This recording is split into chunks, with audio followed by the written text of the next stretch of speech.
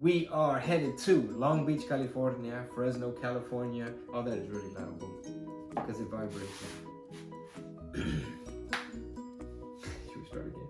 Oh my god. All right, here we go. I need you to focus. Hey, you were doing all that at my podcast. There's a what do you call it sound? The alarm. You were doing all this, and then you did this video, and then the video was all like romantic sound. Yeah, all that's on my podcast. Okay, so should we start over? Go ahead. Ladies and gentlemen, welcome to another episode of the What Did He Say podcast. It's your boy, take number 3. It's your boy Chingo, Bling. And Marisol. And shout out to all of our new patrons. Go on over and look into our Patreon program. They're getting episodes first. They're getting access to the private Instagram account. Shout out to Mike Bailey. He is our newest patron that just joined this morning. Shout out to you guys. Y'all are keeping it alive, before we believe it. And shout out to everybody that attended our first few cities on the Going Viral Comedy Tour. Because we going viral. We done already hit Huntsville, Alabama. We're headed to Long Beach, Fresno, Kansas City. What else? Atlanta, Phoenix, Naples, Florida. A whole bunch of stuff. Hit up the website, man, chingobling.com. About that. Now, it's time to start the podcast. And like I mentioned earlier, we just got back from church. Shout out to Second Baptist. It's our second time going. So, Did they get a shout out already? It's only their second time. Hold on. Yeah, hold on. I need to make sure we're about to become members of their place before I shop them out. No, we shopping around. No, but it's a fun activity. Something that we did last Sunday as well when we had Mickey and Penny. They had to call us from the daycare. They were like, "Y'all need to come get your kid ASAP." And they sent me 3 text messages back to back. In different languages. One was in English, and then one was like, "Hurry up, get here." The third one was in Spanish, just in case I didn't understand the first 2 that they sent.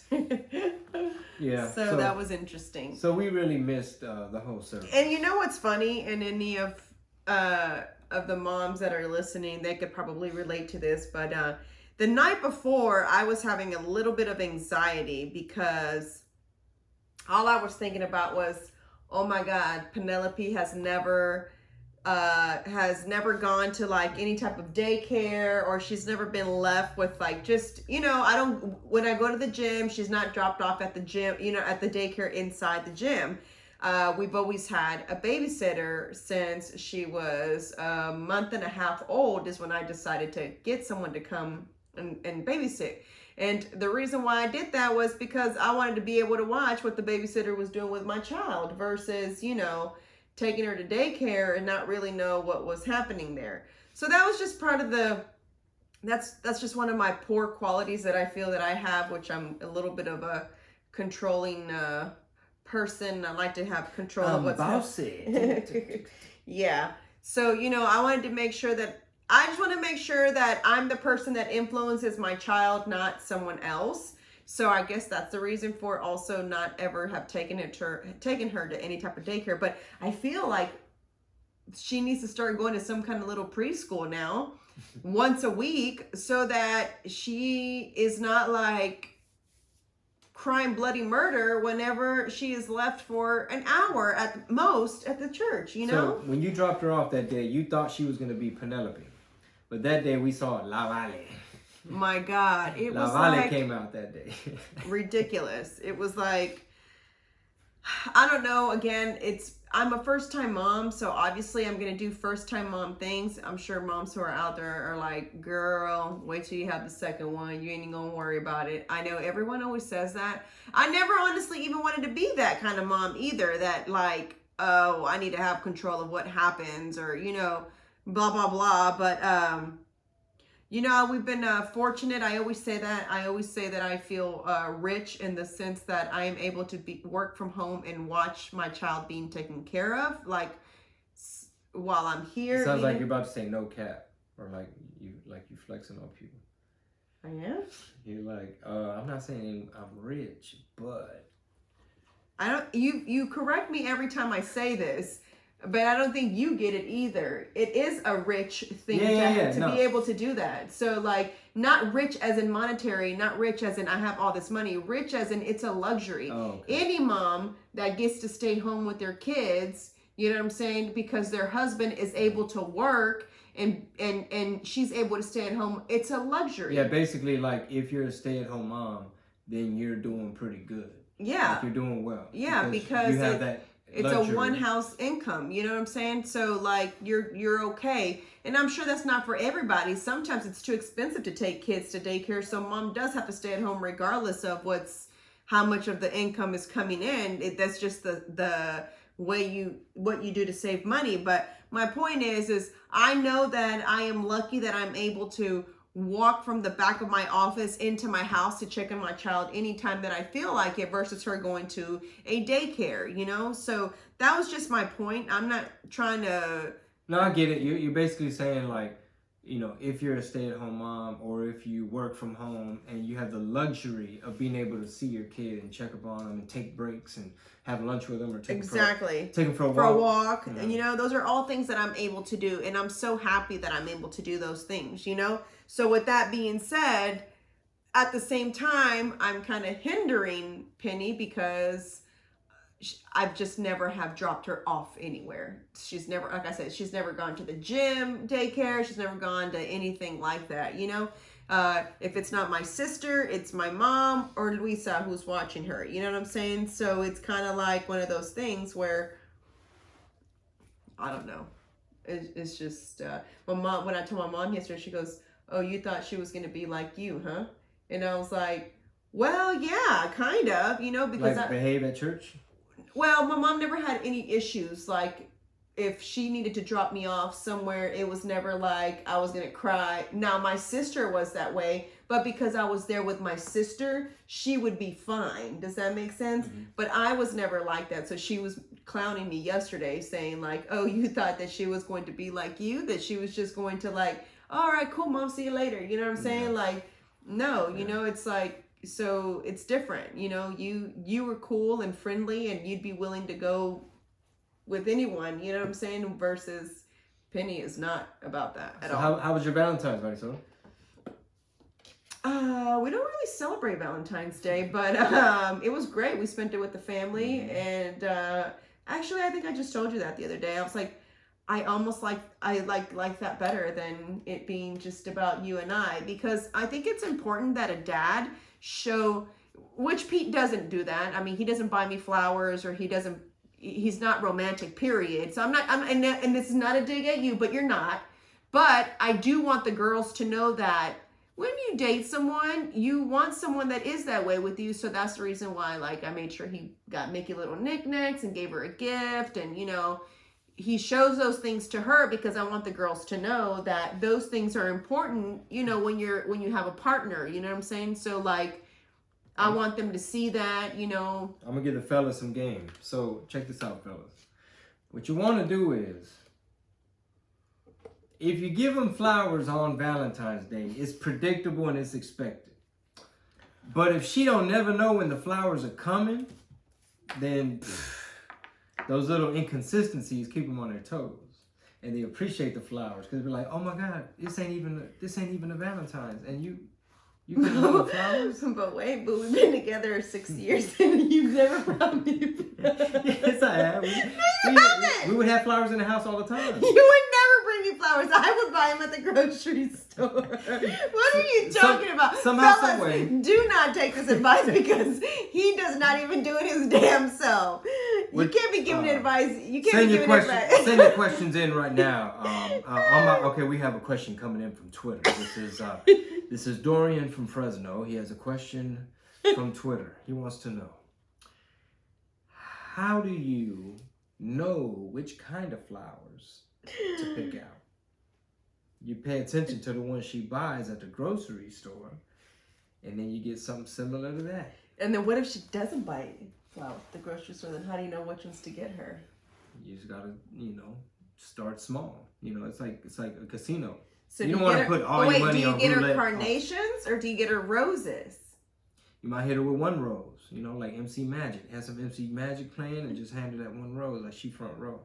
Okay, but real talk though, if your man is only showing you he loves you one time, okay, so I think I did this post last year where I said I don't really do Valentine's Day. I think it's really just propaganda, and so like it's business. Like, man, we need more holidays. We could sell more shit. So I just feel like everything is up. So that same bouquet of roses, probably when it's not Valentine's Day, is $12.99, but because it's Valentine's Day now, it's $19.99. So it's like, so should I have bought them Monday? Because Monday they were still $12.99, but now it's Valentine's Day, so it's $19.99. And maybe that's just the cheap ass in me, but I just don't get it. So, would I be upset if Chingo sent me a bouquet of flowers? No. Would I be upset if I found out he spent $100 and something on a bouquet of flowers? F to the yes. Because I could have... F to the MF, yes. Yes, because I could have taken those $100. They're like, they went to church once, and now they're like, first of all, that's bullcorn. Well, I'm just saying, like, I just came back from church. I don't want to be cussing all crazy. Well, yes to the F. To the MF, AF. Yeah, to 3 F. I just would kind of feel like, give me the money, you know what I'm saying? And let me go buy myself something that I would rather just have. Because the roses are going to die. We went and got Peruvian dinner, and then last night, we went and had dinner and a comedy show. Oh, yeah. So yesterday, I guess that was our Valentine's Day. We actually went to go watch Russell Peters. Live. And shout out to you. You opened up right before, he came on. The little guest feature spot, little drop in. That was something. awesome. I was so proud of you. A good thing I didn't think about it. It didn't hit me till after. Like, we got home. And I know, yeah. And You were like sitting there washing the dish or something. You were like, and I was wait, what? Wait. Hold on. Wait a minute, dude, you just did a guest spot for like Russell Peters, like internationally known, YouTube sensation, Russell MF Peters. I mean, he's got specials on Amazon Prime. He's got hours of material. He's really good at crowd work. Oh my God, he is so good at crowd work. He loves comedy so much that he's just like always doing it some country somewhere all the time. He's like on a plane or in a green room or on stage. And he's a fan of music also. Yeah, he's a huge fan of music. Big time. So he's like, hey man, you wanna do 10 minutes? And I was like, yeah. I mean, I was like, we were running late. And I was like, yeah, I think I missed my spot already anyway. Like, might as well just kiss that goodbye. And we finally made it. Were you glad? Did you think like, oh, thank God I don't have to go up there? Or were you like... No, I just blamed it on you. I was like, man, you know how women are, bro. Oh, that's messed up. I was in the car at 7, bro. Your show had already started. She's still in the house. He's like, yeah, man, I know what it is. And anyway, I did my 10 minutes, and Mighty Soul was thoroughly impressed. So that was her bouquet of fresh roses. Them laughs and them jokes. It was like Valentines. But yeah, so good thing on my way. Oh, this is really loud, every little movement, because the mic is sitting on too. See, you got to keep them on their toes. You compliment them 1 second, you remind them of an amazing time, and then you correct something small. Come on, boy. Pimpin' ain't dead, pimpin'.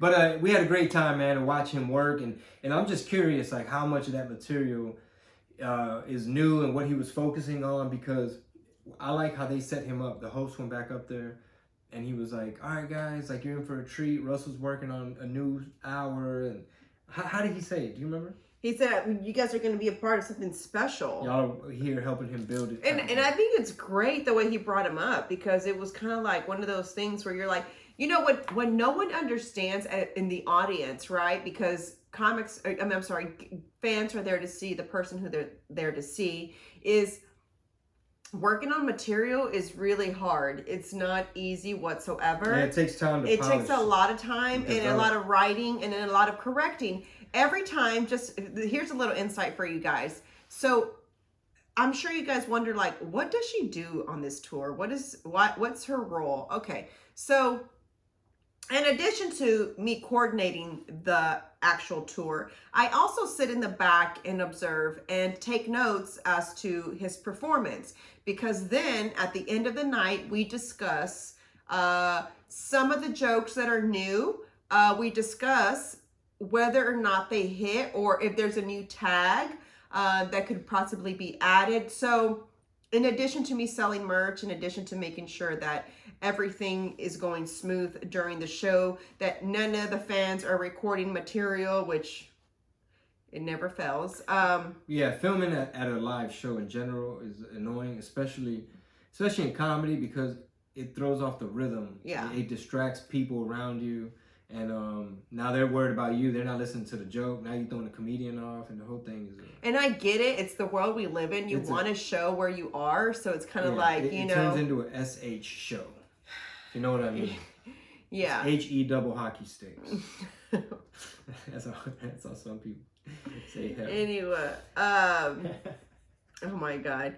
Anyway, so the process is that. So it was amazing to see him working his material on stage. Like, it was working it out. And on top of that, I mean, we went to watch him shortly after I had the baby, right? Mm-hmm. I think he said 5 months. He said, yeah. I was 5 months. I had just because the baby's a year and a half. Maybe he knows he was here a year ago. Yeah. So I was about 6 months. Year went by fast, right? Yeah. Mm-hmm. And he did was that a bigger spot? Right. That has to be the Verizon Center. Reventón, they call it now. Oh, is that what it's called? Some Revention or some shit. Yeah.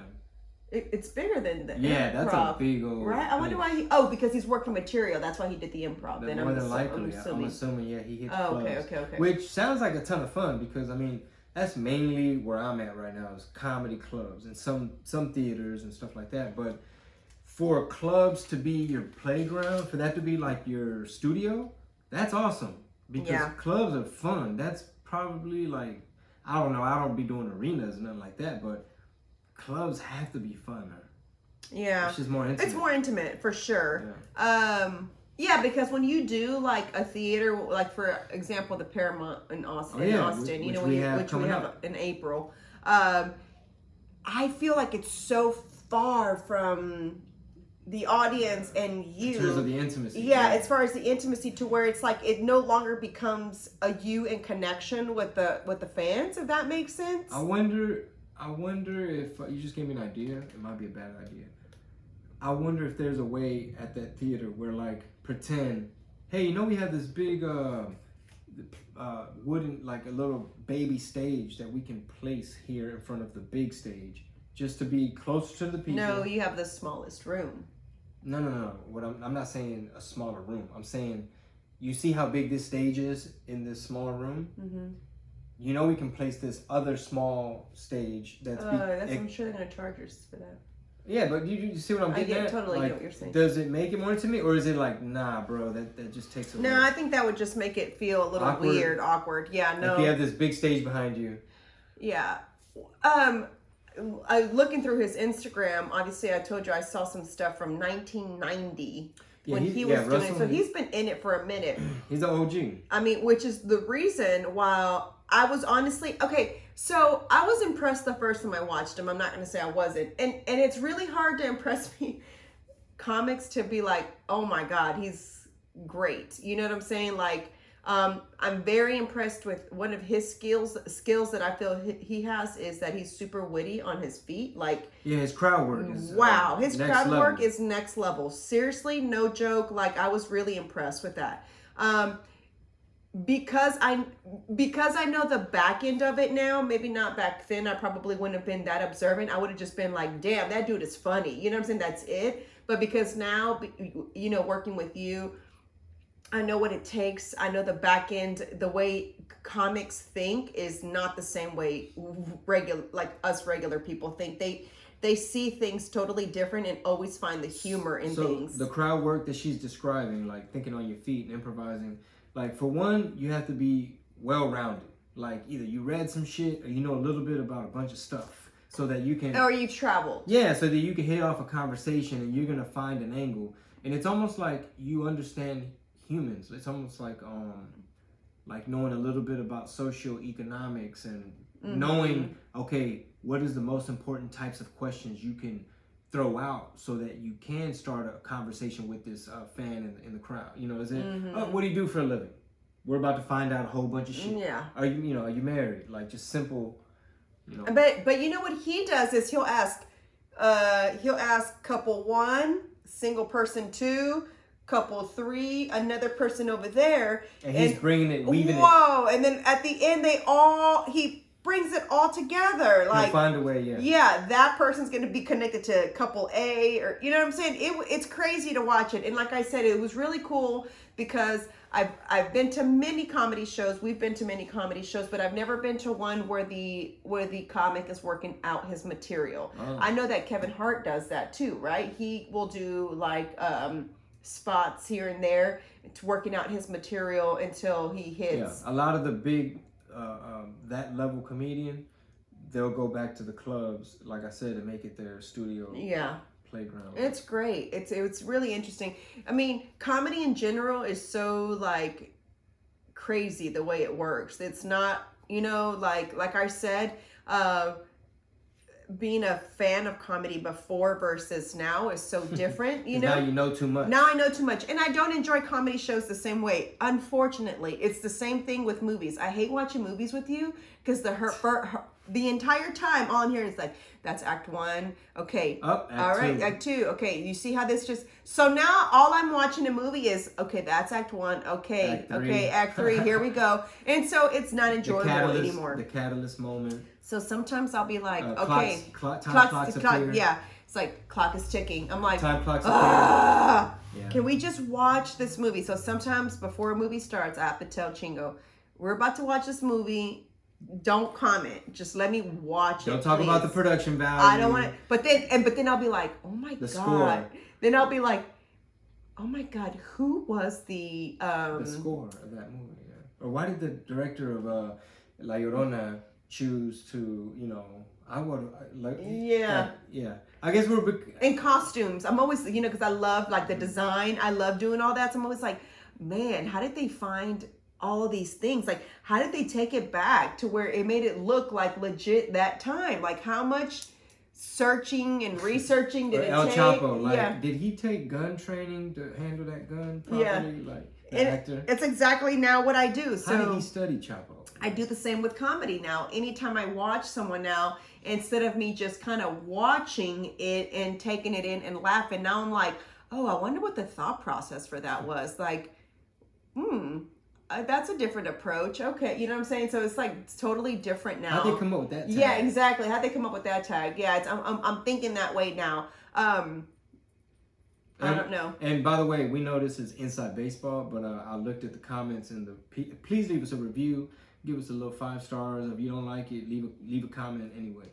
But I read them sometimes, and one was like, "It's all good that it's Inside Baseball. Like, best episode yet," or like, "I like that shit," or "We like hearing the stories about some of the people we know, but hearing them told through your perspective." And you know what I'm saying? Are you talking about like, episodes? like for instance, the reason I bring it up Uh-huh. is because right now we're talking about tags and production value and music score. Uh-huh. Like, it sounds very like, if you don't, very technical, like, or if you're not in this type of field of work or industry, whatever, then it might be like sound technical. Yeah. But anyway, some of the comments are like, "Nah, who cares if it's Inside Baseball? Like, the shit's interesting or whatever." Yeah. So Valentine's was great. I got to get back on stage so I could practice a little bit before Long Beach, Fresno, and Kansas City. We've been vlogging, trying to stay on top of that. We did a Valentine's Day a video on my YouTube channel, and we told everyone how you proposed, which I thought that was cool. Just search Marisol Herrera, her adventure. And so there's so many good comments on there, but most of them were like, "Oh my God, I never thought to do a I love you because," like the way we sat around, around and kind of told each other, like, "I'm most proud of you when." Yeah. All those things. I'm really big on making memories, guys, and it's super cheesy, right? But one of the things that I praise my parents on that they did a good job of, even though they were always at work, and I will complain sometimes that my mom was never a homeroom mom. My mom never went to any of the parties at school. You know what I'm saying? Like, because she was too busy working, like most parents are. And same with my dad. My dad was not going to show up because he had to go to work. And so anyhow, one of the things that my mom did do a great job of was we went on a trip every summer. Even if it was to go to Mexico City, while we were in Mexico City, we were exploring different parts. Whether City? Huh? Is that what I said? I'm just kidding. Oh. Mexico City? I didn't say it like that. But anyway. It was from like Texas Twain to City? I didn't even say it. I said Mexico City. Like, okay. Anyway, so she did a really good job of doing those things to create memories so that when we grew up, we were able to say, oh, yes, I've been there. Oh, yes, I remember that. She was also really good at giving us cards so that we could read cards. And that was kind of, I feel like, because as I think old school Mexican parents are not that great at expressing emotion or expressing like feelings. I don't know. I'm not saying all parents are like that, but I think a lot of the old school ones are a little bit more like reserved and don't express feelings. But birthday cards, Christmas cards, Valentine's Day cards. Also, my mom used to bring us Valentine's Day stuff. And so my dad did too. And it was, I don't know if it was my mom telling him to do it, but he did a good job of doing it. And so our cards were pretty much, I love you, and the reasons why, you know what I'm saying? And it was like, oh, that's great, So crazy thing is, because they started this whole card thing. Go ahead. When my dad passed away and I went and gathered all his things, who would have known that my dad kept every card we ever gave him, which I thought was crazy. Like, what do you do with a card? Like, do we throw it away? I mean, we even said that, like, okay, do we throw away these papers that we wrote to each other, or should I keep them in a file, So it's funny because I'm kind of like that now, because, and I take it's because of my mom and, my dad. And anyway, I find it very important to make memories, and I want for the girls to one day do the same with their kids, and, for them to say, when we would get together for Valentine's Day, we would write, notes to each other, or, Christmas too, I think I've mentioned this before, but I know someone who does not do anything, like they won't go to like quinceañeras, people's birthday parties, quinceañeras or whatever. But she'll mail a gift. So she'll say, thank you for the invite, basically. And then she mails off the gift. And her reasoning behind it, which I thought was like the silliest thing ever, but now as a mom and as a person with a family, I get it, right? Her theory behind it was, I work Monday through Friday all day. All I get to do is see my husband when he gets off of work, and my kids no longer live with me. The only time I get to see them or spend time with them is on the weekend. The only time I have really that like quality time with my family is on the weekend, because right after work, what do? It's make dinner, get ready for the next day, maybe watch a little bit of TV. It's time to go to bed and it's done, right? So it's not really like quality time.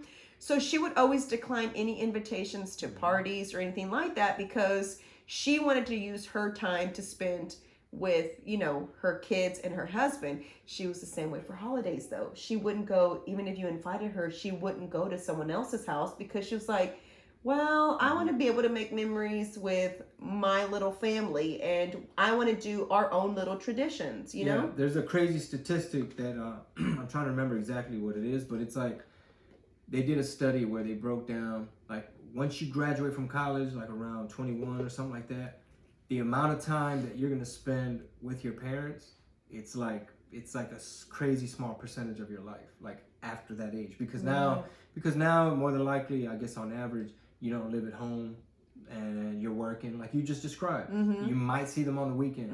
And if you just calculate those little hours, like Tim Ferriss brings it up all the time, but the point of it is that time is precious, so it's good to tell MFers, tell motherfuckers no, I'm cussing on a Sunday, Jesus, I'm sorry. It's good to be able to put boundaries, and so you make time for the stuff that is important to you and that requires time, and whatever a thing maybe you're trying to accomplish, or a routine, or a thing you do, or it might even be just cleaning up your house or whatever. But if that's what makes you feel better on Monday, instead of like, man, I had to go to that party and that took up this many hours, and then we had to go I told my friend I'd meet him up for this, and now you're just being pulled in every direction, and now you're upset because you weren't selfish. Yeah. But technically, you kind of have to be selfish in order to take care of others. Yeah. Otherwise, you fall apart. Your mental health, your stress levels, your blood pressure is all out of whack, you know, because you can't put yourself second. So you kind of have to be selfish. Yeah, you know, it's like, I know during the holidays we have to go see family. We need to go. But it's like I almost don't want to go be with family the day of until the next day. Does that make sense? Or the day before. I had a friend who used to do, so let's say it's Thanksgiving on Thursday, right? Because she wanted to do Thanksgiving with just her little 4 people. Immediate. She would do Tuesday, she'd have dinner with his side of the family. Wednesday, she'd have dinner with her side of the family. And then Thursday, they would have it at their house because she said, I want to be in my PJs all day. I want to get up and eat when I feel like it. Like the first dinner is together, like the first sit down lunch is together, and then she leaves the food out and you get up and get seconds as you please and do as you please. She's like, her thing was, I was like, if I feel like taking a shit, you know what I'm saying? Then I can take a shit in my own house. I ain't gotta be like, damn, I can't wait to go. It's like, wow. At first we're like, wow, she has such a good sister for her family because she compartmentalized it. Really, it's about shit. Really, it's about like, she don't like shitting at other people's houses, and she like to eat seconds and well, her thing is like, I want to be in the comfort of my own home. I don't want to have to like be somewhere else. It's like a poopery commercial. Yeah, right. It's like she just doesn't like the whole. Okay, now I gotta go get dressed because we gotta go to someone's house. Let's make sure I have everything together, everything I need. Okay, who's got the pie? You got this. Okay, let's go. Let's get out of here. We gotta go to so-and-so's house first. So she just said she stopped. She's not messing with What I hate is, with holidays, is sometimes you get thrown off of your routine. Because now you're at the grocery store having to buy stuff you normally don't buy. Now you're at somebody's house. Now you're at somebody's house eating stuff you normally wouldn't eat. The portions, basically, if your routine was you kind of had a set little menu and a set little routine, and now maybe you're tired. Now you're driving home. Now somebody peer pressured you into too many drinks. Now you're dehydrated the next day. Now you're mad at yourself. Why can't you ever tell people no? And it just throws off everything. And that's why this year I just feel like holidays, you know, just because people want to let their routines get all out of whack, I'm not going to let that shit happen to mine. Yeah. So I'm going to still come over, but I'll probably be full. I'm going to show up full and not be just, you know, tripping with a bunch of cookies and pies and shit. I mean, I'm okay with doing it the day up. It's the leftovers. And then because I get that, I feel guilty, like, oh my God, I'm throwing away food. There's so many people in the world that don't even, there's so many people in the world. I mean, at one point I was doing like tamale salad where I would just like weigh the tamales. Remember? I even posted it on social media. I did my greens at the bottom and then I weighed the tamales, which was a tamale and a half was what it was. So just 1 tamale and a half. I'd cut it up. Basically, it was like croutons in my salad. Little fatty, fatty, protein-rich croutons. So I had that with my salad, and then I felt like, wow. You can honestly just have 1 tamale and a half. A tamale and a half, and you'll be fine. Just as long as the rest of it's all kept. Like, you don't need to be having the whole 6 or the whole 12. People are like, 6? Yeah. What's that, appetizer? You know what I'm saying? It was like, oh, okay, this is doable. Wait a minute. Okay. But it's, you know, it's like you said, it's discipline at the end of the day because it doesn't matter just because it's around you. It doesn't mean you have to have it. Discipline equals freedom. Yeah. Como dice aquel, el Jaco. So that's my whole. Let us know what y'all did for Valentine's and what other holidays you like to turn up for. There's a lot of St. Patrick's folks out there. Oh yeah, there is. But what other current events were we gonna talk about besides Valentine's and us going to church and stuff? We shouted out Patreon. We talked about the tour. Mm-hmm. Huntsville was fun. That was cool. Checking out that store, Guanajuato, and then meeting all the Latinos. It's like, yo, so why are y'all here? And it's like, oh, well, there's a big poultry, what's the word I'm looking for? Processing jobs. And tomatoes. Yeah, first it was like tomatoes, like, you know, migrant workers, people from the valley. That's why, like, you'd be surprised. So you haven't spent much time in like Michigan, but you run into a lot of people in Michigan that are like, yo, we're from Westlake, or yo, we're from Edinburgh, and you hear all this Tejano music in all over Michigan, and like Toledo, Ohio, which is right by Detroit. But it's the same thing where you have migrant workers. Like a lot of the folks that are in Yakima Valley, Washington, like I have family over there because they went from like maybe picking something out here to like, oh, apples, you know, Washington apples. So this season we'd go over there to work, and this season we'd go to Michigan to pick whatever, and then they'd come back down, and some stayed, and you know, so. Interesting. Yeah. I always wonder how people end up in certain places, especially places like that, like Huntsville, Alabama. Alabama of all places, you know? Even Nashville, the people that come out to Nashville, like how'd y'all end up here? You know what I'm saying? I mean, Nashville's a big city. That, you know, that's a I know, big but difference than Huntsville. I guess where the comedy club is, we don't really know where, like, you know, every area has their Latino section, their black section, the suburbs, you know what I'm saying? I guess where we stay is in the suburb area of Nashville, right? Because I've never just kind of been like, oh, this is a... No, I don't think that's a suburb. No? I just think that's like a side of town, like a section. Cool little coffee shop over there, Nashville. But yeah, I know a lot of people listening probably trip out. Like, what? There's like, especially if you're from like California or something, and like all you know is Southern California, all you know is your side of town, and you've never been to Mississippi or Louisiana or Oklahoma, none of these states that are like, the fuck? Like, why? Who? When? Where? Well, like when my grandma would cross people over, she was like the little... statute of limitations states. I'm not... I used to always be like, she'd be like, I'm going to Georgia, and I used to be like, you dropping off these people in Georgia? Why? Like, I never got it. Like, Houston's right here. Why would you go all the way to Georgia? Well, Atlanta was super popping with construction around the Olympics. I think it was like 2000. I forget what year it was. Like 2002 Olympics or something. And they had to build that stadium from scratch. And just a bunch of raza started liking it over there. And that's the version that I know. And when I first started hitting Atlanta, and I met up with like Sumo and DJ Paco and all these folks, they would break down how it was like a lot of Mexicans from California, a lot of Mexicans from Texas. So they were both homesick, and then sometimes there'd be friction, like, oh, bitch, in and out, or whatever. Like, nah, in Cali, we used to wear our jeans like this, or like, you know. That's funny. You know, so it's interesting because it's like, at the time, it's like, there's not that many of you guys here, like building a community. So why the hell would y'all divide each other further? Yeah. By being like, well, we came from somewhere else. That's funny.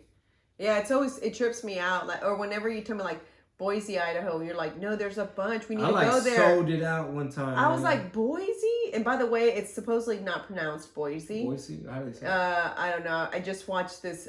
You know the guy from Breaking Bad? Yeah. The guy that is the guy that works with the older man. What's that actor? Which one? The younger white boy. Okay. So, Jesse Pinkman. Yeah, okay. That's his movie name. But last name's Logan though. But I don't remember what the first name is. But anyway, I watched this thing where he has this house in Idaho, and he said something about that's where he's from, and so he's like, people pronounce it Boise, but it's Boise. Like it's like it's not Boise, Idaho. You know, it's like Boise. Something like that. He said, well, you got to watch it anyway. So, yeah, but when I saw that, I was like, oh my God, Pete just said like, we need to try to hit there because there's so many Latinos. And then I see the scenery there, and I'm like, what's a Mexican doing here? Cause it's like, it's beautiful there. Yeah. I mean, but you know, it was like, what's out here, you know, like, how did you end up there? Yeah. It's such a long travel, you know. I guess to me that's how I see it. It's such a long travel. Man, there's this cat out there. I haven't talked to in years, but I think he used to go by Pelon or something. But he was from like Boyle Heights, and this motherfucker was living in Boise and rapping and shit, like, but having a bunch of crazy stories from like, bunch of crazy shit from Boyle Heights. Wow. But you know, they were out there in Boise, and I think he was, you know, getting away from some things. Okay. You know what I'm saying? But yeah, that's a random spot though. It's like you go like this. Boise. Yeah, well, people end up places 9 times out of 10. There's like a specific thing that brought them there. It's usually like some job related or family related. Mm-hmm. Like, well, my mom had a thing out there, and eventually I went. It was always something like that. Well, yeah, it's kind of how it happened for my parents, because my mom always gives me the story. Your dad had a really good job.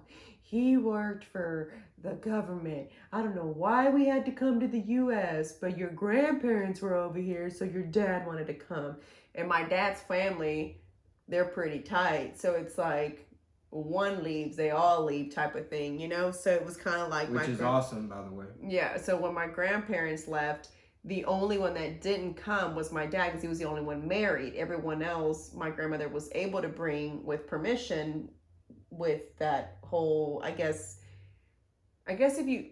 what my grandma told me is, if you showed that you had some kind of ownership in Mexico, then they would give you the visa to travel, right? And so, because they assume, like, why would you just abandon your home in Mexico? You're going to come back. So, but they never came back. Mm-hmm. They basically took that visit, what is it, a tourist visa? Yeah. And they just never returned or whatever. But anyway, yeah, that was my mom. She was like, I didn't want to come to the U.S. Your dad was the one that wanted to come because your grandparents were here. So my dad tricked my mom, basically, in staying by saying, oh, we're only going to go for the summer. And then he got a job with my grandfather, and it was like, oh, we're just going to stay 2 more weeks. I'm just going to make enough money, like make a lot of money, and then we're going to take that money and go back.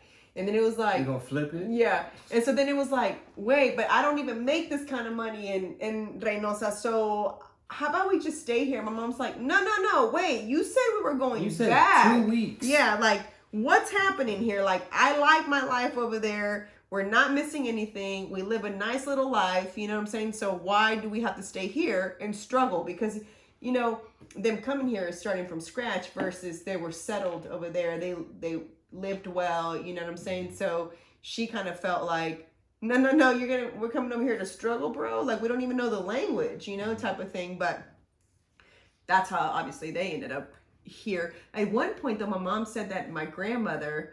My mom's mom was trying to convince my dad to go to Georgia. Mm-hmm. And my mom was like, no, we're not traveling to Georgia. Like, I don't know what connect my mom's mom has out there, but it was Georgia. I'm glad, because otherwise I probably would have ended up in Georgia. Instead of the H. But Atlanta, we are coming to you. You know what I'm saying? So ticket link will be, I think it is. It already is up, yeah. Yeah, ticket link is up. I just need to, announce it a little bit more. Yep. But it's a Sunday. I think we're about to head out to the park.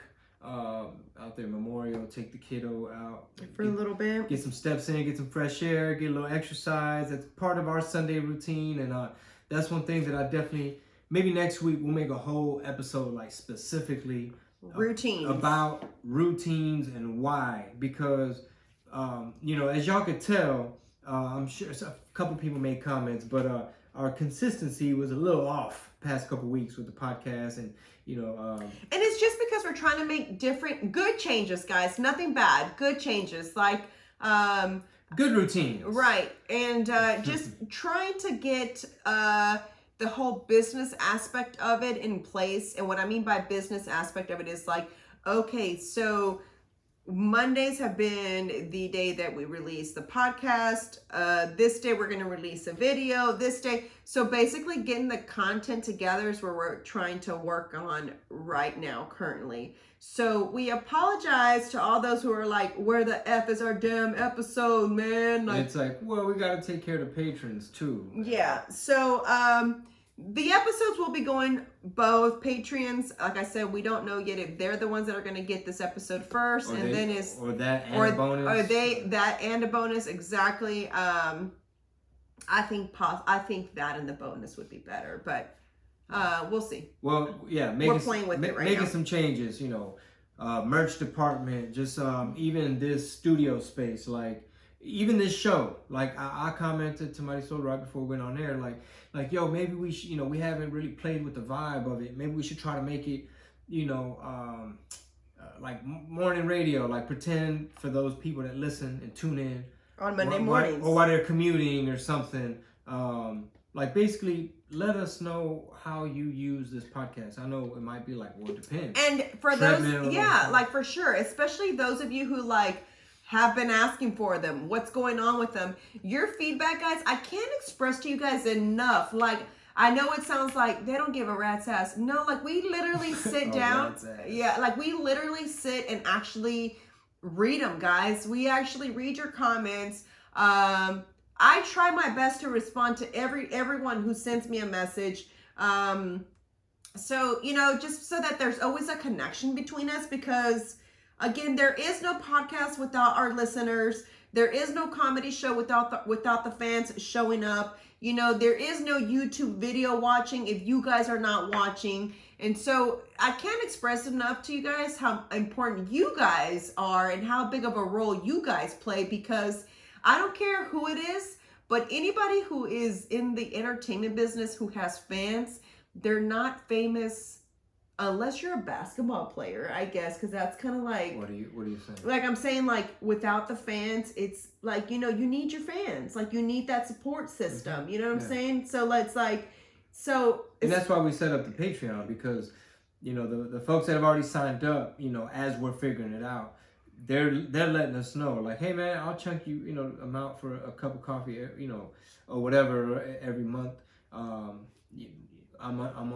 joining, I'm signing up, I'm on for the ride. And if you were one of my 100 winners from my Instagram, where I had you go subscribe to my YouTube channel and to Chingo's YouTube channel, and I picked 100 people who went on there and subscribed and sent me a screenshot that they subscribed, you were picked, and we will be mailing out their stuff this week. So I want to make it a point to where, I don't know if it's going to be a weekly giveaway that we do, or if it's going to be a monthly thing that I do. I haven't decided yet, but the same way you guys give me your attention and your support, the same way you give Chingo your attention and your support, we want to be able to... Like Chingo just wants attention?